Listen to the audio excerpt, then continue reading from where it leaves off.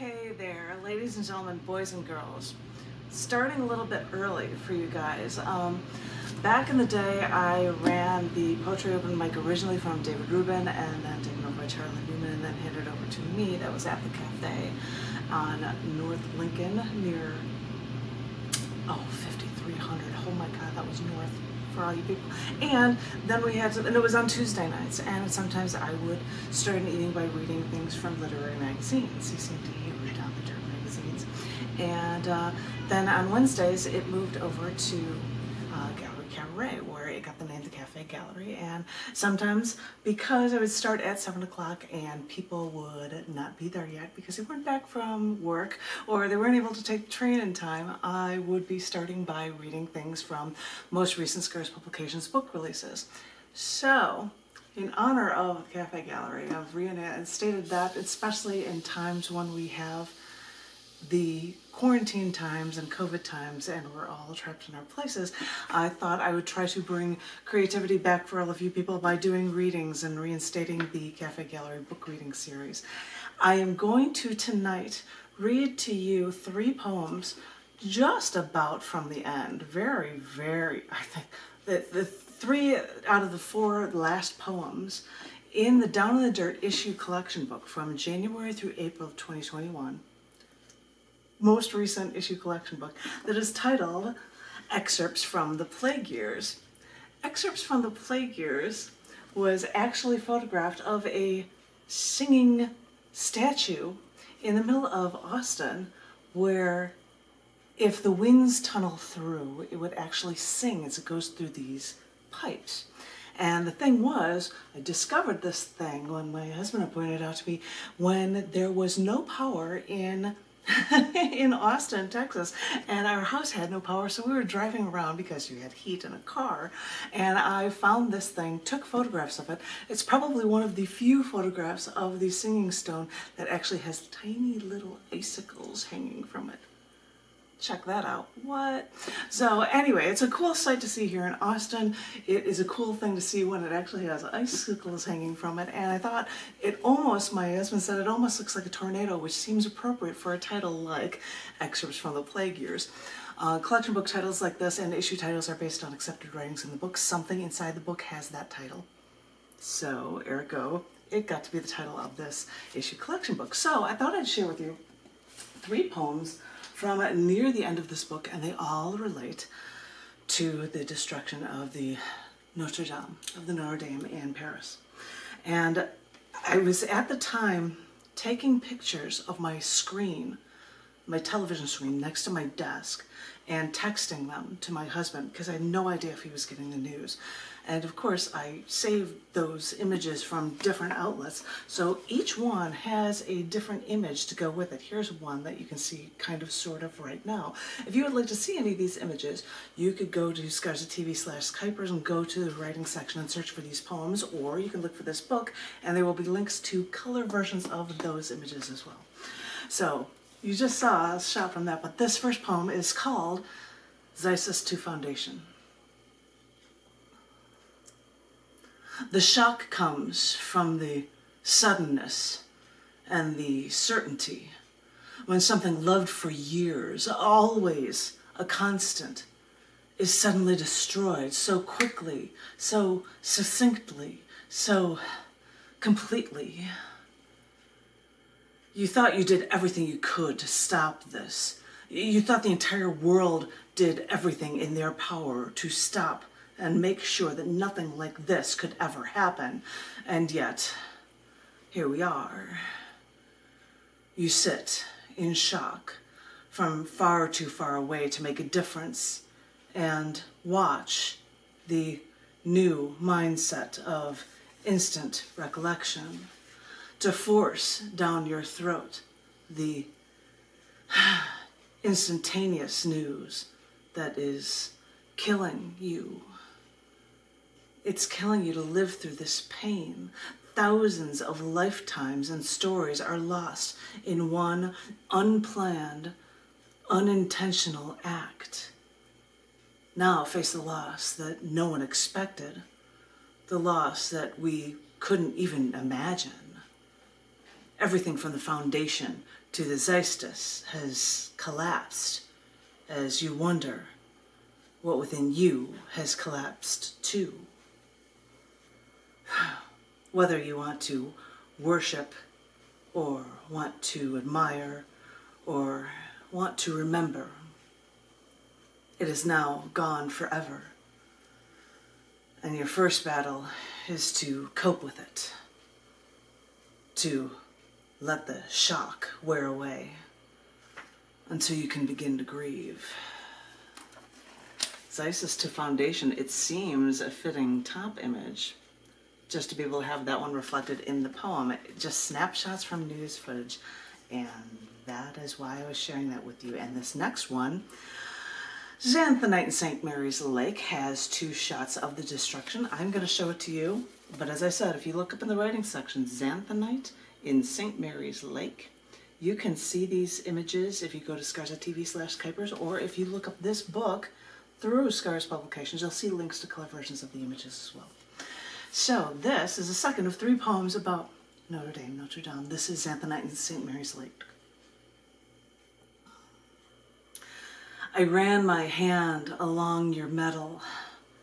The straight bars somehow flowed into concentric circles and petals of a flower to not only protect but also accentuate your stained glass windows, because even your barricades were beautiful. We look for beauty, we take photographs, and we forget the sense of touch. So I glide my hand along your metal, feel the roughness, feel the smoothness, soak it in with every sense I can. I could touch that metal, that glass, run my hand along your Notre Dame brick, literally made from the clay from the base of St. Mary's Lakes, laced with xanthonite, rich in calcium carbonate, because that was the one place that created the most perfect color brick for the most perfect place.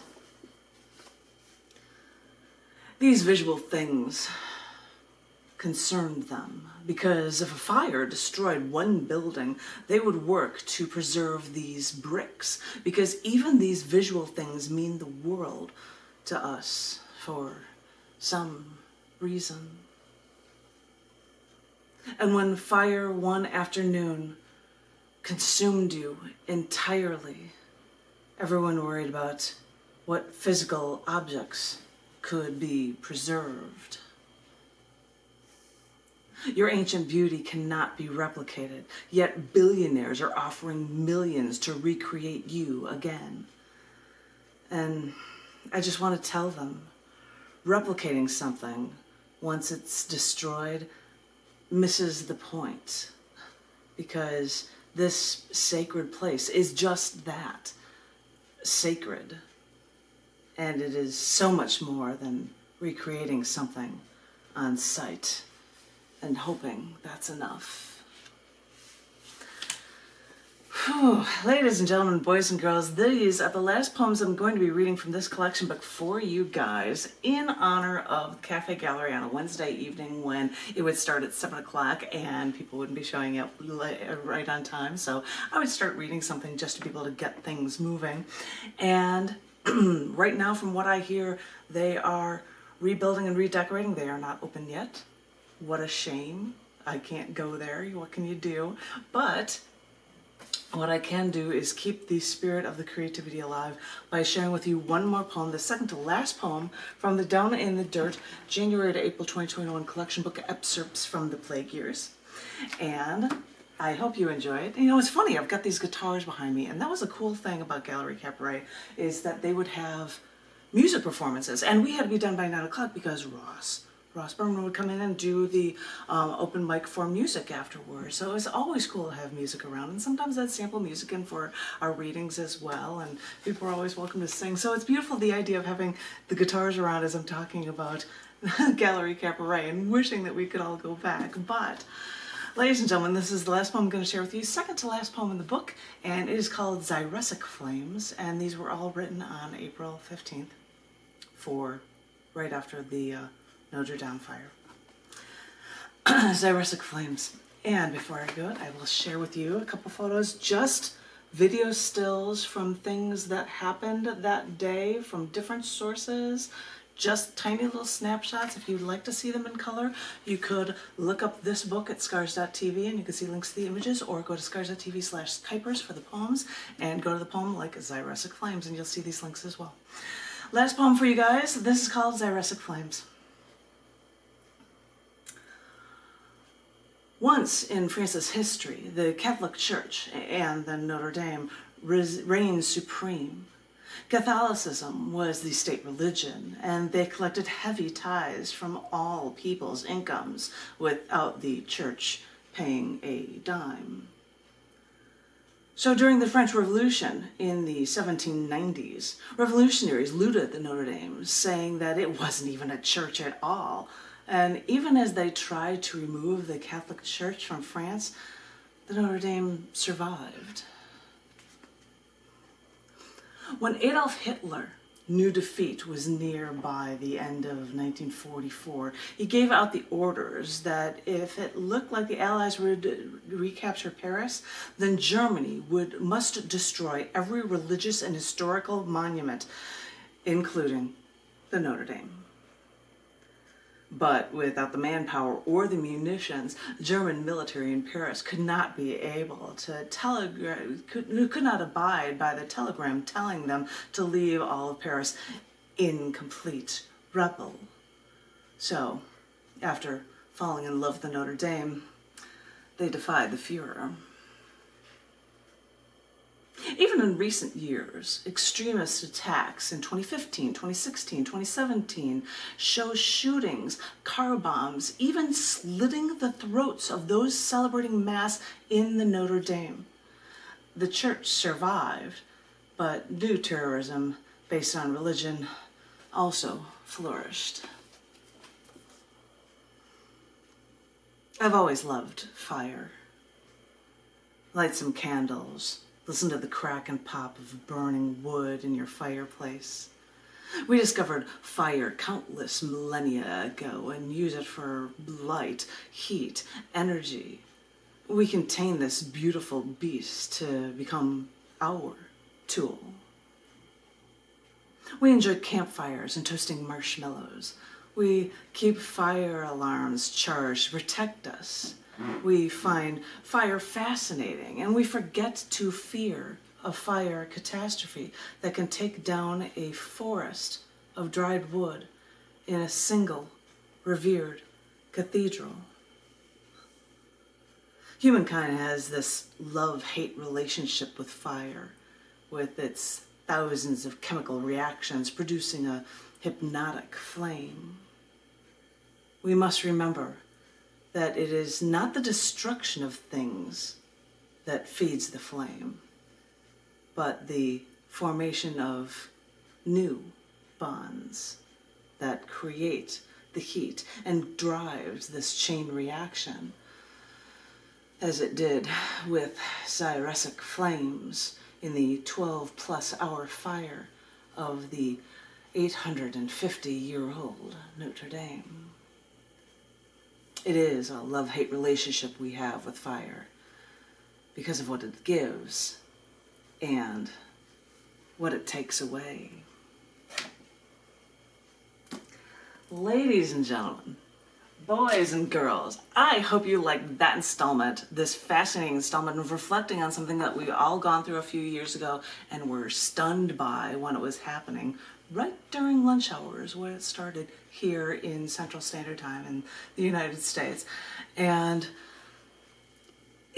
we forget these things and then we reflect on them, and life takes on a new meaning when these amazing, weird things happen, even if they're on the other side of the planet for people like us. Whether we have gone to it like we did or not, whether or not friends of mine went to college at a school in Indiana named for the place, it doesn't matter. What does matter is that things like this carry a significance, and it is fascinating to reflect on them. I hope everyone else, by the way, is doing well and probably dealing with the heat of summertime right now. I hope everyone is remaining safe. I hope everyone is remaining creatively inclined, poetically inclined. If you'd like to know anything about Scars publications, go to scars.tv. Scars.tv/dirt will tell you about the magazine. And as I said, excerpts from the Plague Years can be found at scars.tv, or you can do a search for it on Amazon and order a copy of this book anytime. I hope everyone is remaining safe. I hope everyone has been vaccinated, because I keep hearing that not enough of us are. And even with the new strains that are out, once you're vaccinated, you will be okay from that as well. So I really hope people will be able to get out there so we'll be able to start enjoying each other's company again, because I know we all miss that so incredibly much. So everybody, if you're having a hard time still through all of this, just remember that you are loved. And we'll get through this. We will. I swear we will. So stay strong, stay creatively inclined, and I look forward to seeing each and every one of you very, very soon. I want every one of you to hang in there, and thank you all so very much. Thank you, thank you, thank you.